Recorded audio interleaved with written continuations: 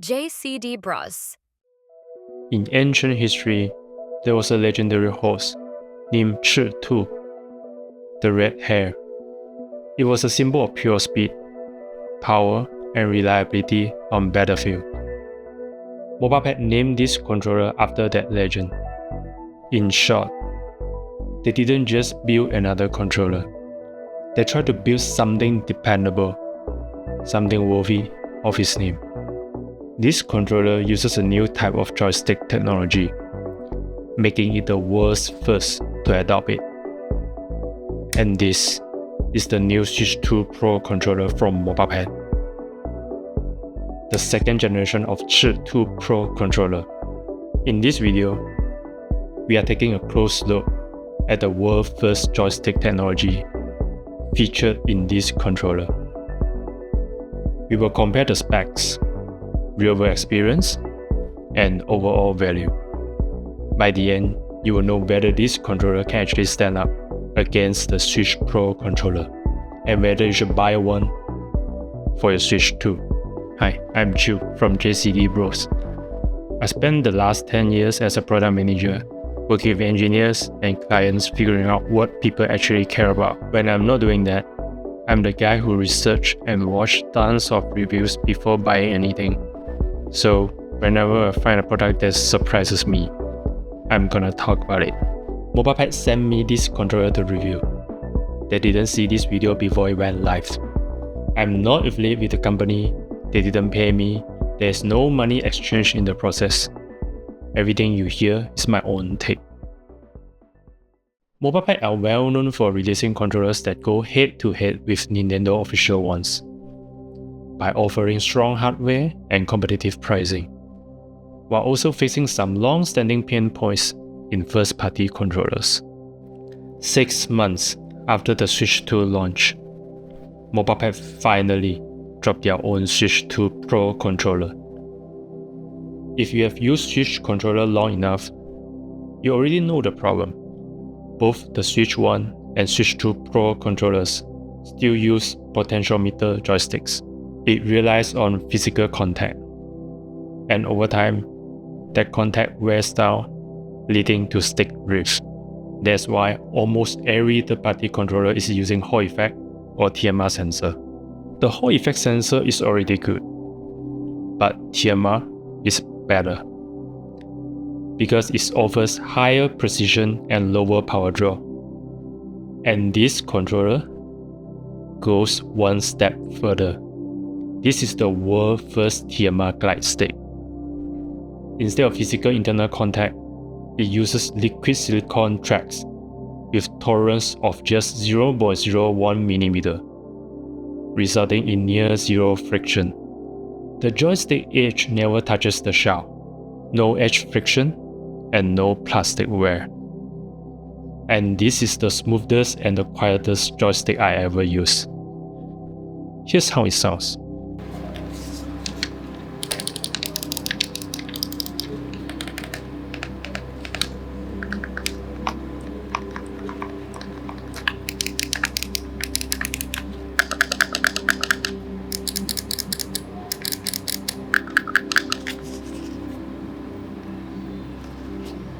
And honestly, once you try it, it's really hard to go back to standard Hall effect or even regular TMR joysticks.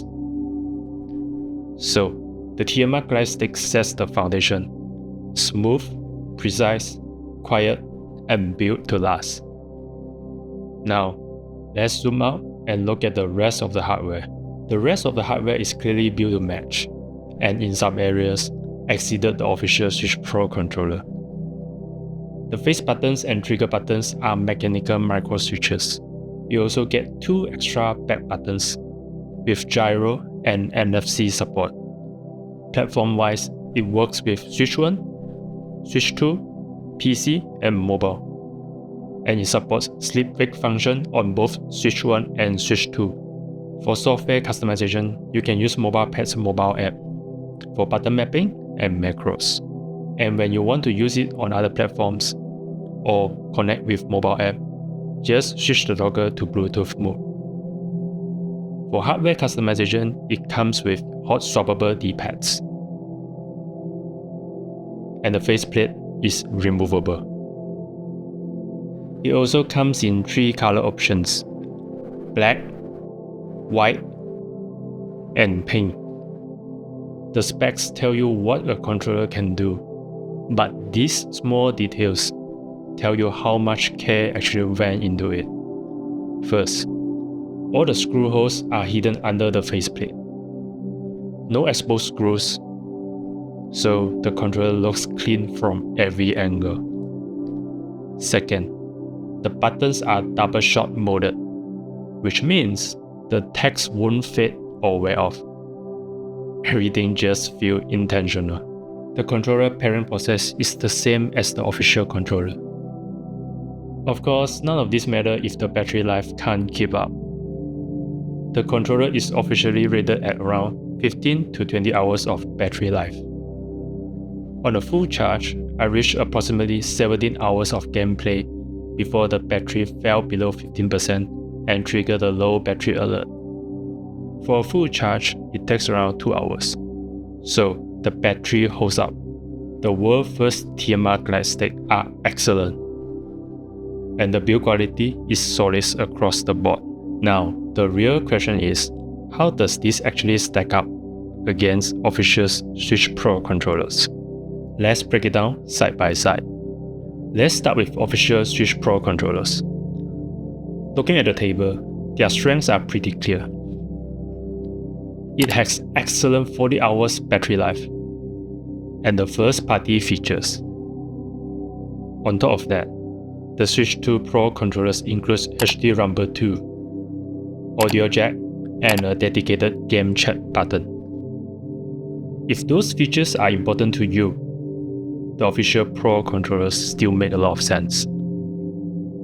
Now, let's look at the Mobapad ChiTu Pro controller.